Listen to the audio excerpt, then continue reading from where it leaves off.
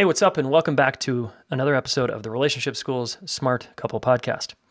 I'm your host, Jayson Gaddis, and I'm here on a mission to help educate the planet about love relationships. That's right, because you and most people didn't get that education. By the way, have you picked up your copy of the Smart Couple Quote Book yet? Check it, okay? It's getting great reviews on Amazon. Sold a lot of these things, and I'm grateful for your support if you're buying one. That can be also a thank you gift. If you've listened to 182 episodes for free, which is probably about 180 hours of content, how about buying a book for $20 as a saying thank you? This helped me in my life. All right, check it out. It's on Amazon. Just type in Smart Couple or Jayson Gaddis, and you'll find it. Okay. Nice. So let's get into it, guys. Today I've got a really good episode with me, myself, and I. Okay, this is the kind of shit I think about all day long when I'm with myself. Ellen and I also talk about these things, of course. We stay up late chatting. We wake up early and drop into this kind of conversation. So this is me and you in our living room talking about this one, okay, over tea or a glass of wine. So in this episode, I want to talk about, this is really directed to parents, okay, and I want to talk about fighting in front of your kids and why it's essential to argue, disagree, and fight in front of your children. Okay, some of you are like, oh, what? Hey, hold on. I don't know about that. Great. Bring your skeptic and let's sit down and have a conversation. Okay? So let's examine first what happens when you don't fight in front of your kids. I can guarantee you, if you're one of those couples, you have conflict, you have disharmony, you have disagreements, you argue, but you might be in this mentality of, oh, we can't bring that in front of the kids because it's awkward, it's uncomfortable, it's a little crunchy. We don't want to model that. So you take it behind closed doors and you wait till the kids are asleep or they're off to school and then you get into it. Well, let's look at the cost of what that's doing here, okay? When you hide behind closed doors around your conflicts, interpersonal conflicts, what are you teaching your kids? You're teaching them to hide behind closed doors. You're teaching them nothing about how to actually work it out, right? And when you don't teach them how to work it out by fighting in front of them, where do they learn? They're going to learn it anyway, guys. Where do they learn it? Well, they're learning your avoidance strategy, number one. Oh, I can't go there. I can't talk about this, right? I better not go there. I better change the subject. I better stuff my needs and my feelings under the rug. So you're teaching them that. And then they go to school, depending on their age, and they learn it from who? Their peers. This is peer orientation. And they're going to learn from their peers how to work things out. And what are their peers doing? They're watching TV. They're online all the time. They're on their phones. And when they get uncomfortable and triggered, where do they go? Snapchat or their phone. Right? This is the kind of stuff kids do and teenagers do. So when you don't get in the driver's seat and take responsibility for educating them on how to work out your differences, and it's not about sitting them down and giving them a lecture. We all had parents like that, right? Son, sit down. We're going to have a talk. And in comes dad, and he's going to give me a lecture, and I'm just looking right in the eyes. I learned to look my dad right in the eyes and just space out. All right? That's what most young people do. All right. I worked with teens for years in settings where we had to teach them how to do conflict, set boundaries, and listen.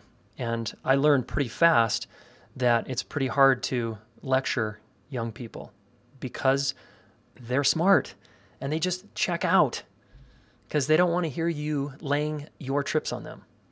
How are they learning from you? Through your actions. It's what you do, not what you say.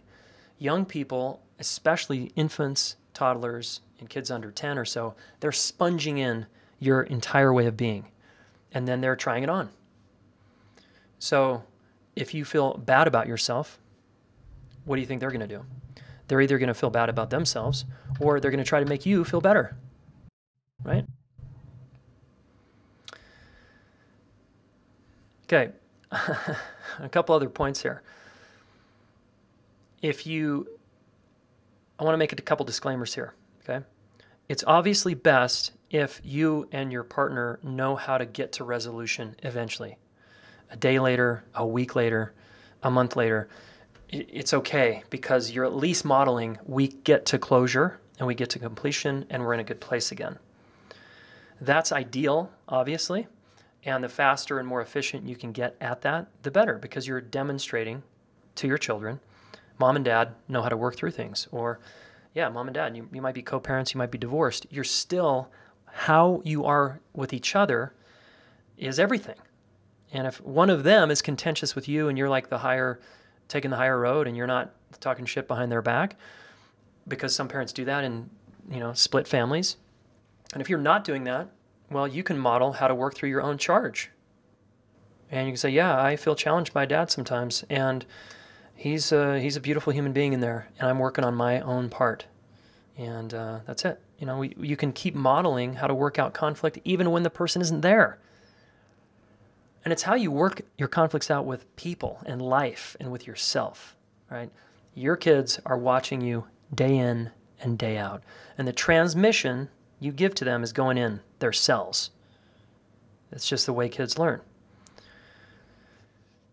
Another disclaimer, if you're in an abusive relationship where there's violence, obviously I'm not promoting physical violence in front of your children, okay? That's nonsense.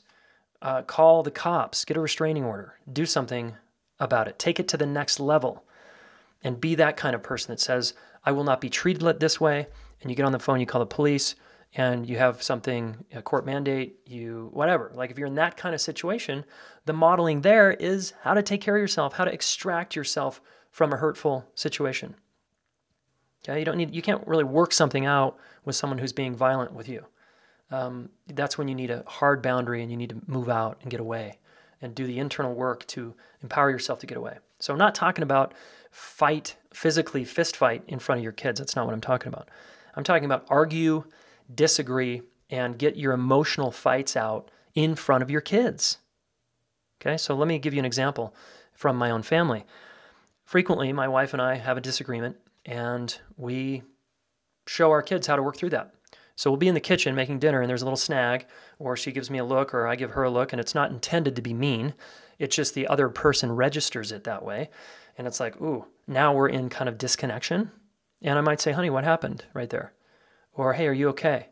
Or, ooh, I noticed I raised my voice there. My kids are right there.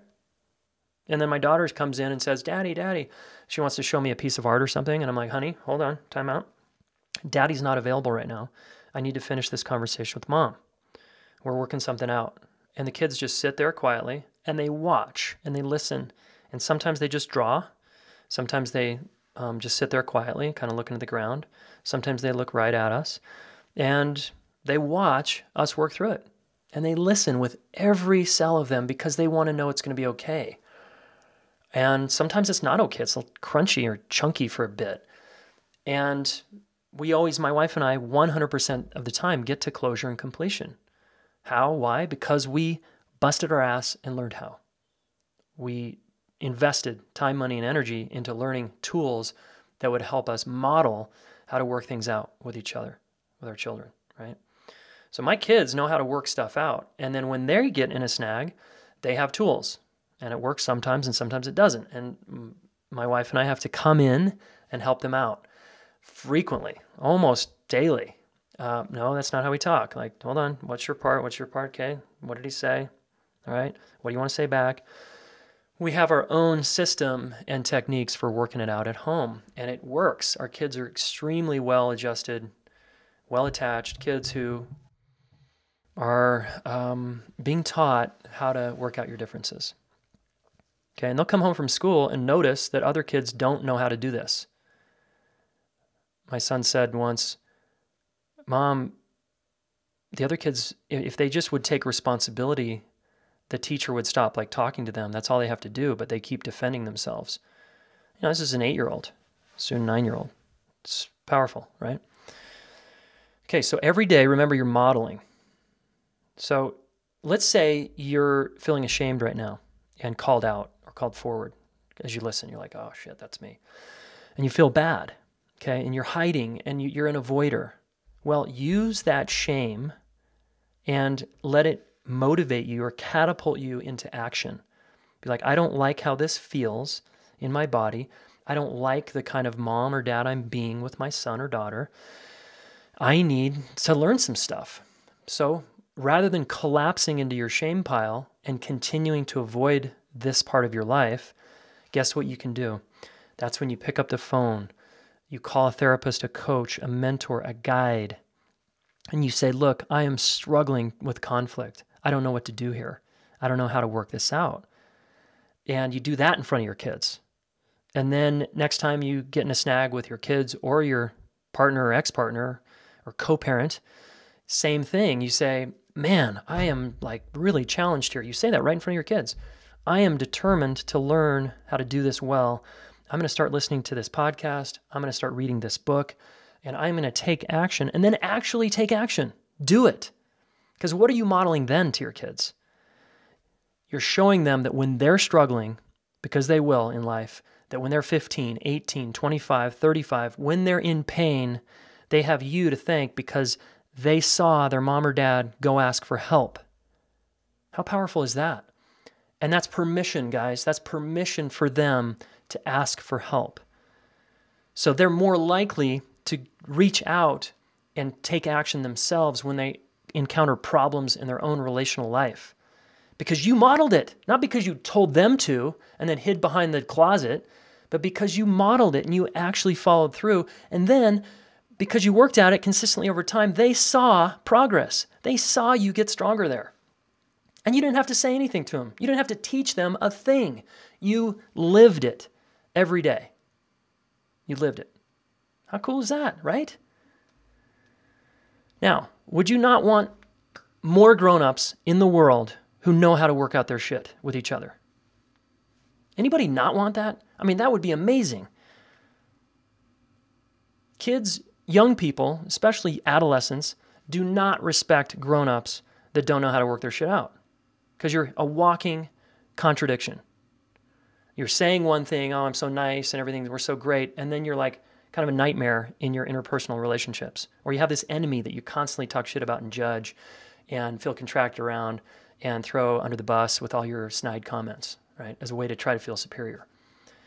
Kids see that shit and they just see right through it. Young people, young kids too, little guys and girls. So that doesn't work at all. So live it, folks. Live it. Be the change, right? Gandhi.